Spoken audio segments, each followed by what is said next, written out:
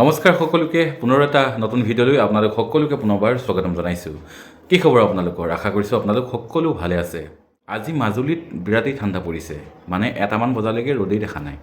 এটামান বজাৰ পাছতহে অকণমানকৈ ৰ'দ ওলাইছে। আপোনালোকৰ ফালেও নিশ্চয় বতৰটো ঠাণ্ডা পৰিছে, নহয় জানো? এই ঠাণ্ডা বতৰত আৰু কি খাওঁ কি নাখাওঁ লাগিয়ে থাকে, আপোনালোকে নিশ্চয় জানেই।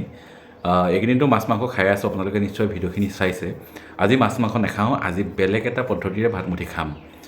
শ্ৰীমতী স্কুলৰ পৰা আহিব সময় হৈছে, তাৰ আগতে ভাতমুঠি বনাই ৰেডি কৰিম আৰু ভাতমুঠি দুইজনে একেলগে বহি খাম। গতিকে আমিনো কেনেদৰে ভাতমুঠি বনাই খালোঁ তাকে আপোনালোকক দেখাব বিচাৰিছোঁ। গতিকে আপোনালোকে আৰু চাব ভিডিঅ'টো শেষলৈকে।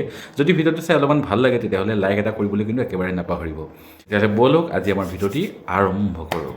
বেলেগ পদ্ধতিৰে বনাই খাম বুলি কোৱাৰ কাৰণে হয়তো বহুতে চিন্তা কৰিব যে বেলেগ মানে কিনো খাব। বেলেগ একো নাখাওঁ, কণী আলুগুটি বইল কৰিছোঁ, পিটিকা কৰিম, লগতে আৰু বহুকেইটা আছে আইটেম। গতিকে আপোনালোকে চাই থাককচোন ভিডিঅ'টো শেষলৈকে, তেতিয়াহে গম পাব। এয়া মই আলুগুটি আৰু কণীখিনি বইল কৰিলোঁ আৰু এইফালে ৰাইচ কুকাৰত দি থৈছোঁ উখোৱা চাউল, ঘৰৰ পৰা অনা উখোৱা চাউল। লগতে এইফালে ভাজিছোঁ বেঙেনা আৰু ফ্ৰেঞ্চবিনৰ ভাজি এটা ভাজিছোঁ। বিশেষ বেলেগ একো নাই, এনেদৰে আজি একেবাৰে চিম্পুলভাৱে খাব বিচাৰিছোঁ। বেঙেনা আলুগুটিখিনি প্ৰায় হৈছে আৰু এতিয়া এইফালে কণী আৰু আলুগুটিখিনি উলিয়াই ল'লোঁ। তাৰপৰা এতিয়া কণীৰ বাকলিখিনি গুচাব লাগিব। কণীটো গৰম হৈ থকাৰ কাৰণে তাতে পানী অকণমান দি দিছোঁ। এতিয়া বাকলিখিনি গুচাবলৈ সহজ হ'ব। এয়া মই বাকলিখিনি গুচাই ল'লোঁ।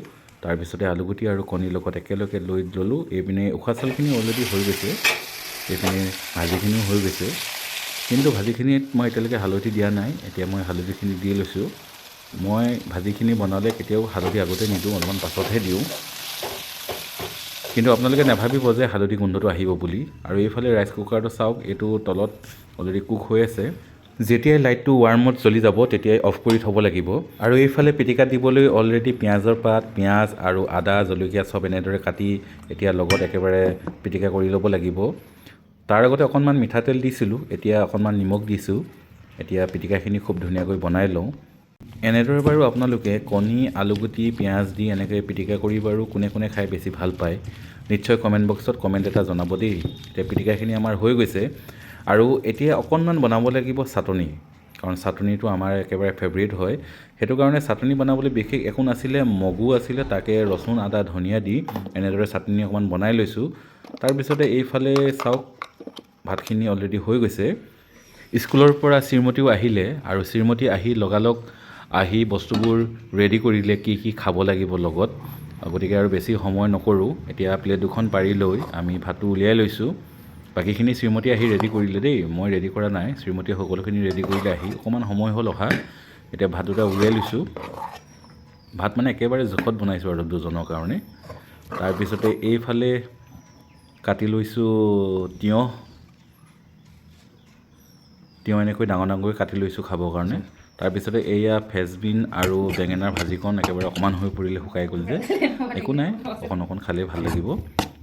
এনেকৈ দি লৈছোঁ দুইখন কাঁহীতে। তাৰপিছত এতিয়া পিচি থোৱা চাটনিকণ দিছে মোৰ শ্ৰীমতীয়ে। চাটনিটো খাই আমি বহুত বেছি ভাল পাওঁ, সেইটো কাৰণে প্ৰতি সাঁজতে আমি চাটনি বনাওঁৱেই অকণমান। আৰু তাৰপিছতে দিছে আলুগুটি আৰু কণী পিটিকাখিনি। দেখিবলৈ খুব ধুনীয়া হৈছে, কিন্তু মিঠাতেল দিলোঁ যে খুব ধুনীয়া হৈছে, খাবলৈও খুব ভাল হ'ব যেন পাইছোঁ। খোৱাৰ বস্তু মুখৰ আগত পৰিলে যেতিয়া, এতিয়া আৰু ৰৈ থকাৰ ধৈৰ্য নাই। গতিকে জল্দা জল্দি ভিডিঅ'টো বনাইছোঁ আৰু শ্ৰীমতীয়েও জল্দা জল্দি বস্তুবোৰ কাঢ়ি দিছে, যিহেতু সময় হৈ গৈছে। গতিকে আপোনালোকক দেখাইছোঁ। এতিয়া দেখাই আমি দুইজনে একেলগে বহি খাবলৈ লৈছোঁ আলু পিটিকা, বেঙেনা ফ্ৰেঞ্চবিন চাটনিৰ লগতে নেমু জলকীয়াৰ সৈতে আজিৰ ভাতমুঠি।